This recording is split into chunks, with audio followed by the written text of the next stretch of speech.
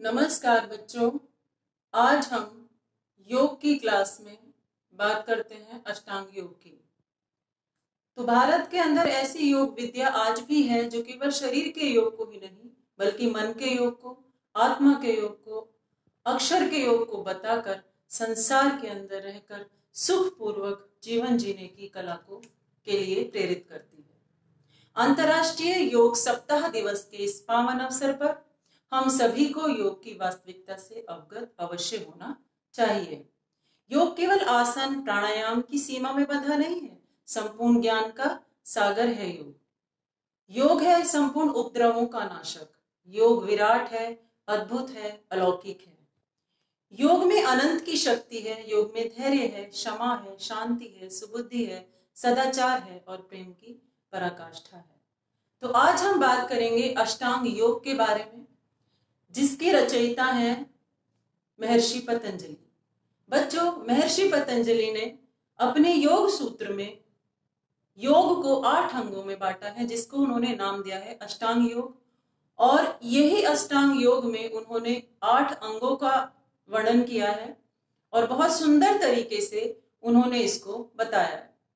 इसके 8 अंग हैं। पहला है यम, जैसे कि हमने यहाँ भी लिखा हुआ है, यम, नियम, आसन, प्राणायाम, प्रत्याहार, धारणा, ध्यान और समाधि। ये 8 अंग हैं जिनके द्वारा साधक जिनको पार करते हुए योग की उच्च स्थिति तक पहुंचता है। तो सबसे पहले बात करते हैं हम यम की। यम को 5 भागों में बांटा गया है। इसका सबसे पहला भाग है अहिंसा, यानी मन, वाणी, कर्म के द्वारा किसी को कष्ट न पहुंचाना ही अहिंसा है। और इसमें क्या होता है, इस अहिंसा को भी उन्होंने 3 भागों में बांटा है। सबसे पहले कि स्वयं अहिंसा स्वयं करना, दूसरा किसी से करवाना और तीसरा यदि कोई व्यक्ति कर रहा है तो उसे प्रोत्साहित करना। दूसरा आ जाता है हमारा सत्य, जैसे कि जैसा हमने देखा, जैसा सुना, जैसा जाना वैसा ही वाणी के द्वारा प्रकट किया, अर्थात झूठ न बोलना। तीसरा यम का पार्ट है, अंग है अस्तेय।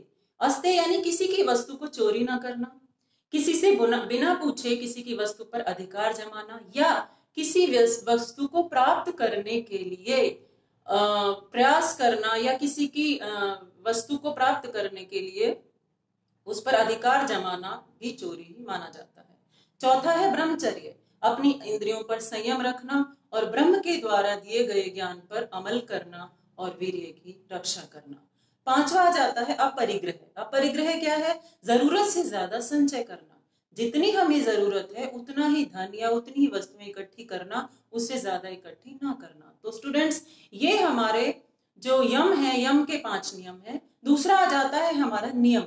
अब नियम भी 5 प्रकार के बताए गए हैं। सबसे पहला है शौच। शौच का अर्थ है पवित्रता या शुद्धि।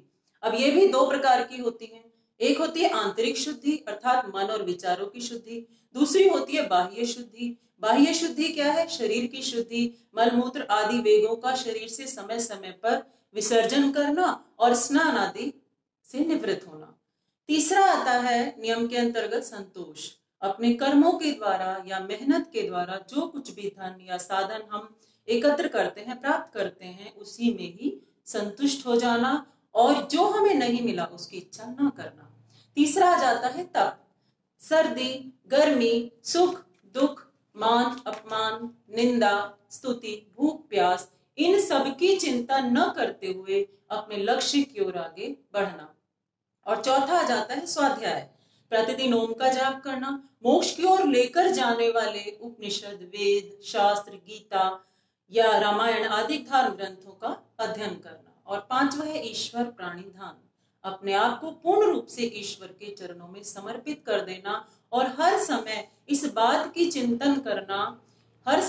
का चिंतन करना कि मुझे जो कुछ भी प्राप्त हुआ है, जो भी मैंने पाया है, वो सब ब्रह्म की कृपा से ही प्राप्त हुआ है। तो स्टूडेंट्स, ये हमने पढ़ा यम और नियम। अब तीसरा हमारा आ जाता है आसन। आसन क्या है? आसन की परिभाषा क्या दी गई है? स्थिरम सुखम आसनम, अर्थात किसी भी एक अवस्था में सुखपूर्वक जागरूक अवस्था में बैठना ही आसन कहलाता है। और इन आसनों का अभ्यास ही मुख्य रूप से शरीर में स्थिरता लाने के लिए किया जाता है, जिसे ध्यान और प्राणायाम के अभ्यास में शरीर को सहायता मिलती है। हठ योग में 84 प्रकार के आसनों का वर्णन है, जिनके द्वारा शारीरिक व मानसिक स्वास्थ्य को प्राप्त किया जा सकता है। चौथा आ जाता है प्राणायाम। प्राणायाम क्या है? आसन सिद्धि, यानी आसन सिद्ध हो जाने पर प्राणायाम क्या है?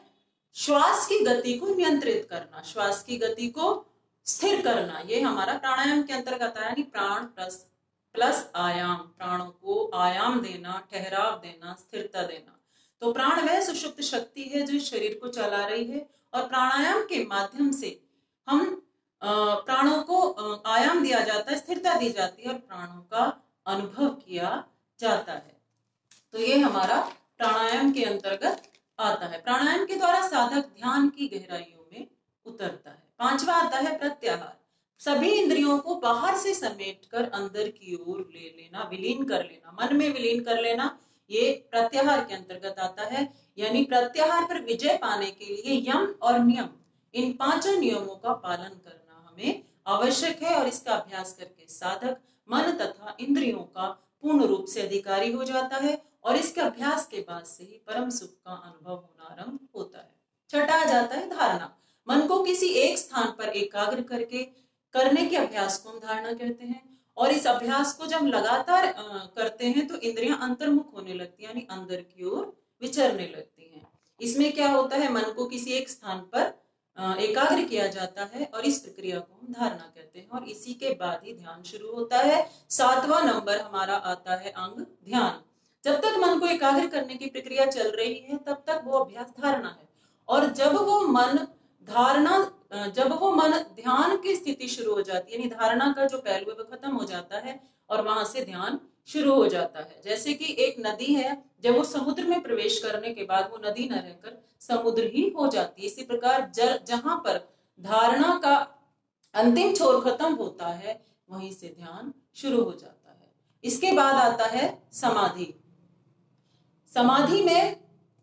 समाधि हमारा 8वां अंग है, जिसमें महर्षि पतंजलि ने बताया है कि समाधि ध्यान की सर्वोच्च स्थिति है, योग की सर्वोच्च स्थिति है, जिसमें साधक सिर्फ जिसकी साधना करता है, यानी सिर्फ परमात्मा उसमें रह जाता है, ना साधक ना साध्य, कुछ भी नहीं बचता। सिर्फ क्या बचता है? एक परमात्मा बचता है, जहां पर उसका साधक का आत्म साक्षात्कार हो जाता है, वो ब्रह्मलीन हो जाता है, आनंद में, ज्योतिर्मय, दिव्य में, शांति में, परमात्मा परमेश्वर में लीन हो जाता है, और उसे स्वयं का भी बोध नहीं रहता। इस अवस्था में उसे दिव्य आनंद की अनुभूति हो जाती है, और वो अपने आप को, यानी ध्यान और समाधि, इन सब योग की सर्वोच्च स्थिति में आकर पहुंच जाता है, जहां पर सिर्फ वो परमात्मा में ही लीन रहता है, और उसे किसी भी चीज का, अपने मन का, शरीर का या संसार का बोध नहीं रहता। तो स्टूडेंट्स, ये मैंने एक छोटा सा प्रयास किया आपको अष्टांग योग के बारे में समझाने का, और आशा करती हूँ कि आपको अष्टांग योग के बारे में ये थोड़ा कुछ समझ आ गया होगा। धन्यवाद।